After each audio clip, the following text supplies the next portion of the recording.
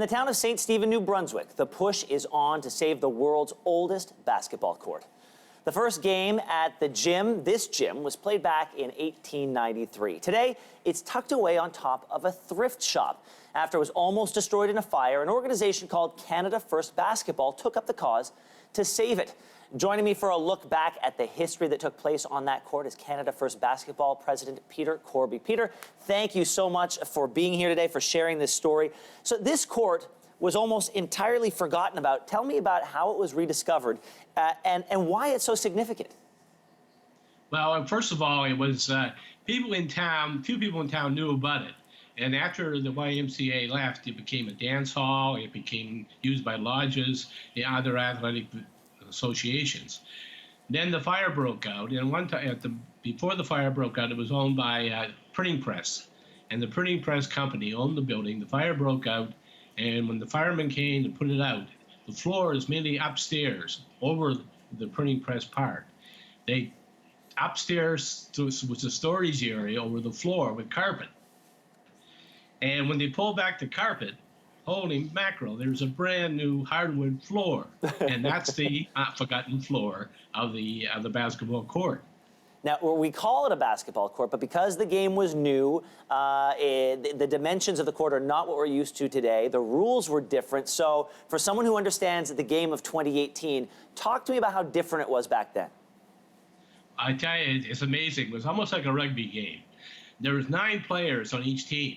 3 centers, 3 forwards, 3 guards, no lines on the court, no foul out, no keys, okay, no dribbling, a lot of pushing, a lot of shoving.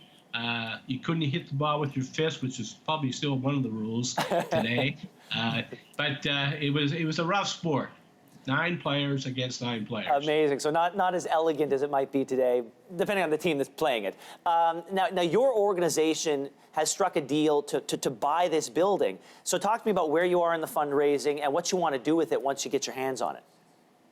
Well, we were able to receive some grant money to hire a consultant, and he did an excellent job of putting together 5 options, and he worked with both associations. And they accepted option number 2, was give us 2 years to buy the building. Now, since then, we have just hired last week, a fundraising company who's going to take over, and at the same time, we're negotiating the price of the building. And that is going on as I speak right now. Once we own the building, then we have the chance now to apply for federal grants, foundation grants, and so forth. Until you own the building, you can't really apply for a lot of money. Are you optimistic about this project, Peter? Oh, we're enthusiastic about it. Things are starting to move now. Once they agreed before Christmas that we tried to buy it 5 or 6 years ago, they weren't in it at that time. Now they realize that in 2 years, the building is going to need a lot of repairs. And by them selling it to us, they're going to get out of it.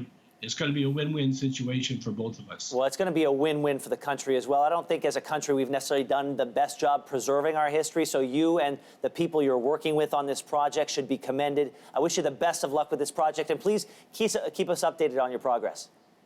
We'd like to see us come a Cooperstown of basketball. That would be amazing. Peter, thank you so much. Best of luck. Thanks very much, Ben.